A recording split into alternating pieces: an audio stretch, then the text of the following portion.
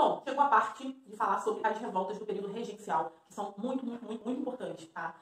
Primeiramente, antes de tudo, eu quero falar para vocês que são muitas as revoltas, muitas, tá? Só que as mais relevantes, né, os assuntos e as revoltas que mais costumam ser cobradas, tanto nas bancas de vestibulares, quanto concursos públicos, quanto, no caso de vocês, concursos militares, são 5 as principais, a saber, a cabanagem, que ocorre na província do Grão-Pará, a farroupilha, que ocorre inicialmente no Rio Grande do Sul e posteriormente em Santa Catarina. Depois temos a Revolta dos Malês, que ocorre em 1835 na Bahia. A Sabinada, entre 1837 e 1838 também na Bahia. E a Balaiada, que ocorre no Maranhão entre 1838 e 1841.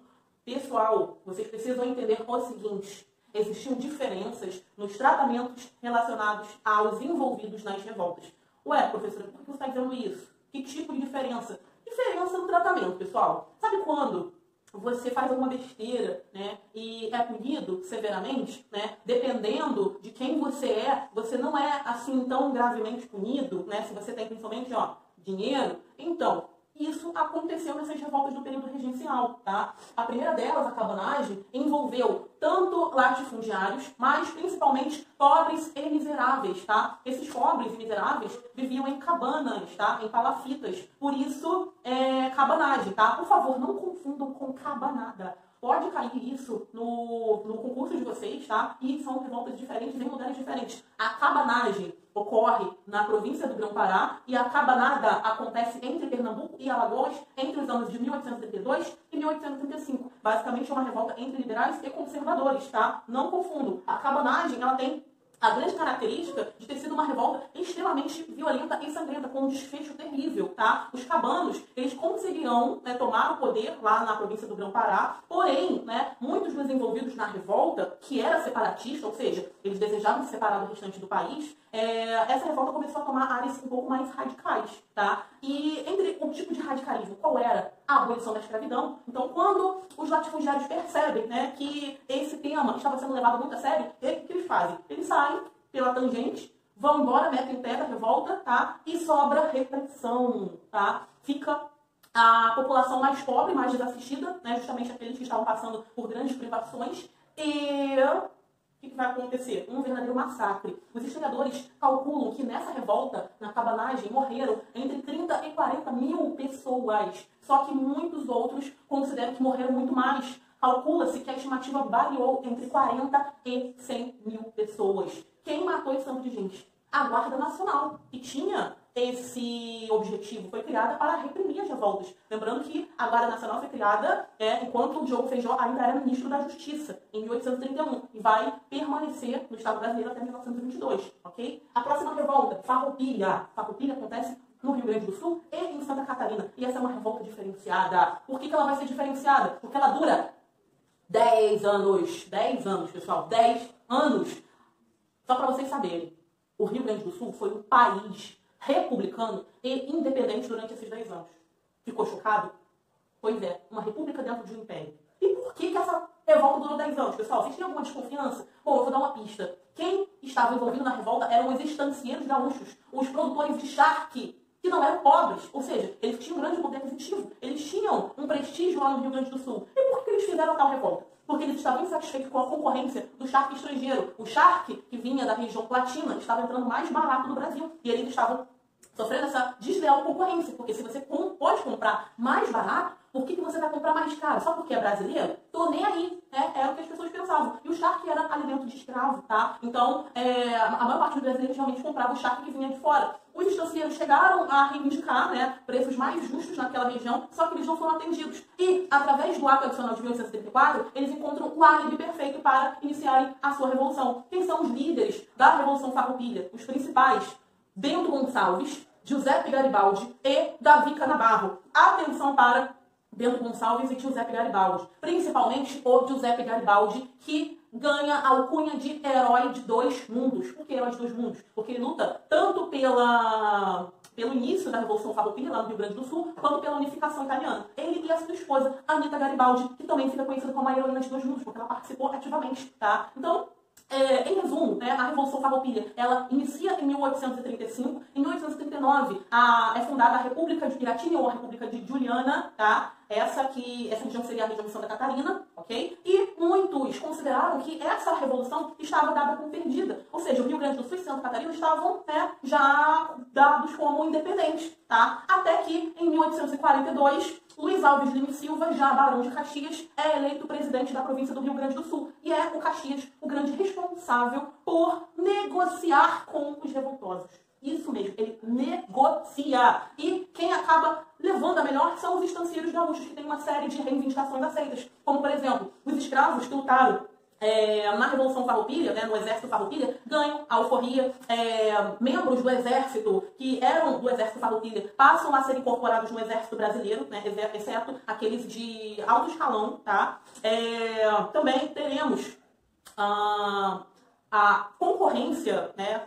No caso, o charque brasileiro, ele passa a ser valorizado no cenário nacional, tá? As taxações para o charque estrangeiro aumentam, ok? E os gaúchos passam a gozar de uma certa autonomia, né? Mesmo com a lei interpretativa do ato adicional, ok? Então isso demonstra, né, que por terem posses, por serem pessoas influentes, eles ganham um tratamento diferenciado com relação às demais revoltas, né? Inclusive, não há derramamento de sangue. Incrível, né? Pois é, faz parte da nossa história. Bem, agora teremos aqui a Revolta dos Malês.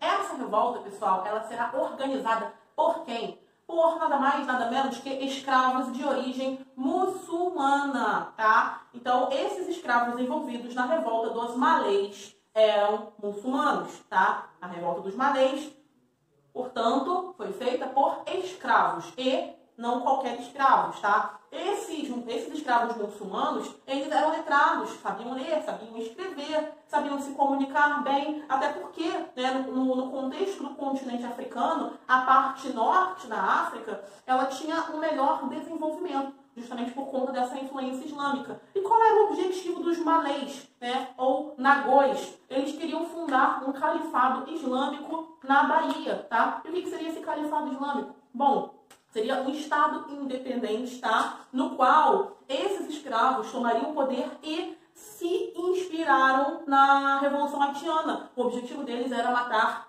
senhores de engenho, né, brancos, que pudessem ser considerados, né, como a base do sistema, né, a base de sustentação do sistema. Então, o objetivo dos malês era fundar um califado islâmico, não uma república, tá bom, pessoal? Muitas pessoas acham que eles queriam uma república, mas não era, tá? Eles tinham inspirações muçulmanas, tá bom? Essa revolta, ela será contida antes mesmo de começar. Só para vocês terem uma noção, ela dura 6 horas, enquanto que a Revolta dos Malês, a Revolução Farroupilha, dura 10 anos. Conseguem perceber a diferença? Tá? Então isso acontece, né, e demonstra, né, de forma quase que clara a diferença no tratamento entre as pessoas nesse período, como eu já tinha mencionado, tá bom? O desfecho da Revolta dos Malês também será muito sangrento, muito cruel, onde muitos dos envolvidos será devolvido à África, né, serão deportados, outros tantos serão presos, muitos serão presos na Revolta dos Malês, deportados para a África, torturados, enforcados, enfim, todo tipo de tratamento desumano, tá, aos revoltosos, a essa revolta, tá? Agora, temos aqui, ó, a Sabinada, tá? A Sabinada também acontece na Bahia, porém, a Sabinada já conta, né, com uma outra característica. Ela terá o envolvimento de intelectuais, como é o caso do médico Francisco Sabino, né? E o principal objetivo da Sabinada era a formação de uma república que perduraria até 1843, o ano da maioridade do Dom Pedro II, tá? Então, o objetivo dos revoltosos era montar uma república que duraria até esse ano, tá? Porque eles estavam insatisfeitos com a forma que o governo vinha tratando aquela região, tá? O desfecho dessa revolta, né, dessa insatisfação, não será cruel, tá? Muitos serão presos, né? Alguns torturados, mas a maioria não sofrerá, assim, grandes penalidades, como é o caso do médico Francisco Sabino, que fica preso durante um tempo, mas logo depois é solto porque, segundo o que contava na época, eles não tinham feito, assim, não tinham tido não representava um perigo para a sociedade, tá? Isso também demonstra, né, o caráter elitista no tratamento dessas pessoas, tá bom?